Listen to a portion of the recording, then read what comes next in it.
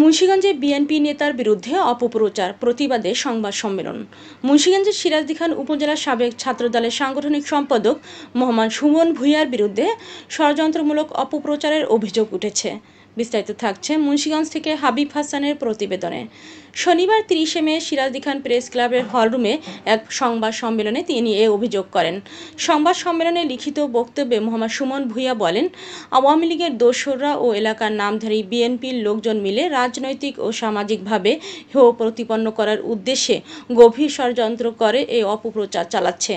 আমি বিগত 15 বছরে রাজনৈতিকভাবে মিথ্যা মামলার শিকার হয়েছি এবং আমাকে নিজ গ্রাম ও বাড়ি ছাড়তে হয়েছে শুধুমাত্র আওয়ামী লীগের দোসরদের কারণে। গতকাল আমাকে নিয়ে যে অপপ্রচার করা হয়েছে সেটা ছিল সম্পূর্ণ মিথ্যা ও বানোয়াট। আমাকে সামাজিক ও রাজনৈতিকভাবে দূরে রাখার জন্য এ মিথ্যা ও অপপ্রচার এখনও অব্যাহত রেখেছেন আওয়ামী লীগের দোসররা। আমি কে আইন বাইতুল আমান জামে মসজিদ কমিটির সভাপতি প্রার্থী এবং কে আইন জাগরণী সংসদের সভাপতির দায়িত্ব পালন করে আসছি। আমার সাথে প্রতিদ্বন্দ্বিতা করে পরাজিত হয় ইউসুফ হোসেন ভূঁইয়া। তারপর থেকে প্রিন্স নাদিম, সিদ্দিক মোল্লা ও আওয়ামী লীগের দোসরদের সাথে নিয়ে অপপ্রচার ও ষড়যন্ত্রের কর্মকাণ্ড চালাচ্ছেন তারা। প্রশাসনের দৃষ্টি আকর্ষণ করে বলেন, কুচক্রী মহল ও ষড়যন্ত্রকারীদের আইনের আওতায় এনে দৃষ্টান্তমূলক শাস্তির দাবি জানান তিনি। মোহাম্মদ সুমন ভূঁইয়ার স্ত্রী বলেন, আমার স্বামীর বিরুদ্ধে অপপ্রচার চালাচ্ছেন, শুধু তাই নয় আমাদেরকে মেরে ফেলারও গভীর ষড়যন্ত্র করছে। স্বামী সন্তান নিয়ে নিরাপত্তাহীনতায় আছি, তাই প্রশাসনের দৃষ্টি আকর্ষণ করছি ষড়যন্ত্রকারীদের আইনের আওতায় আনার জন্য। এ সংবাদ সম্মেলনে সাংবাদিকদের নানা প্রশ্নের উত্তর দেন মোহাম্মদ সুমন ভূঁইয়া। এ সময় উপস্থিত ছিলেন সিরাজদি খান প্রেস ক্লাবের কর্মরত সাংবাদিক, সিরাজদি খান থানা পুলিশের সদস্য ও গণ্যমান্য ব্যক্তিবর্গ।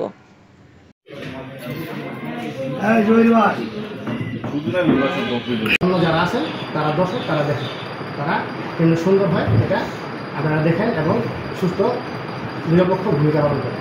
এই বলাতে আমার অপরাধ আমার দিকে নাদিম এবং আক্রমণাত্মক ভাষায় মুসলিমের দিকে আক্রমণ করে। ইউসুফ ভাইয়ের বিগত 15 বছর কেন আদর্শ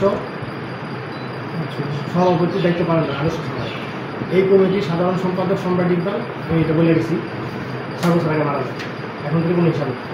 আমি কেন জাগরণী সংসদে ভোটার সভাপতি নির্বাচিত হয়, ভোটে কেন জাগরণী সংসদ খেলার সভাপতি ভোটার নির্বাচিত হয়। কমিটি সভাপতি প্রার্থী ছিলেন ইউসুফ হোসেন ভূঁইয়া ছেলে, সে পরাজিত হয়। তারপর সে আমার বিরুদ্ধে, সে আমার দিকে ক্ষিপ্ত হয়ে আগে আসে মারার জন্য।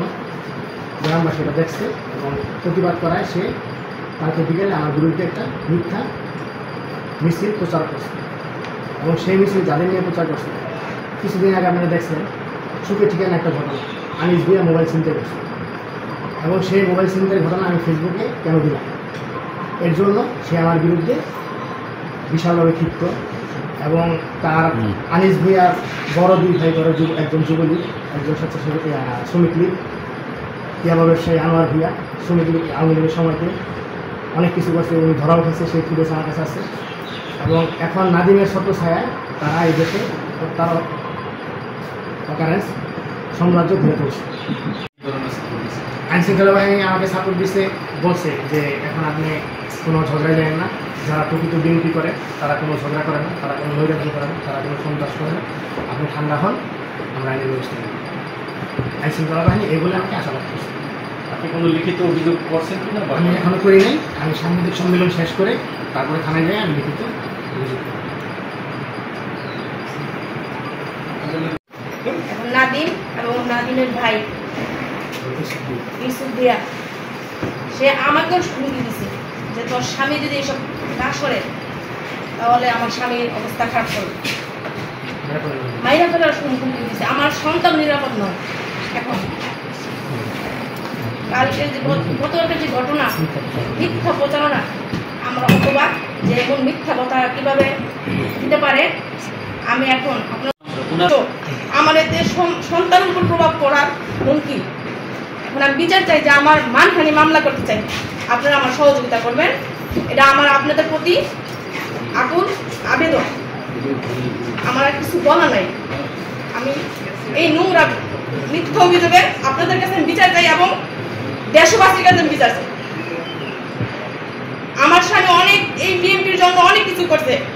সে 3 বার কোর্স ফায়ার হয়েছে, দেশে থাকতে পারে নাই, 5 বছর যাবত সে বিদেশ ছিল।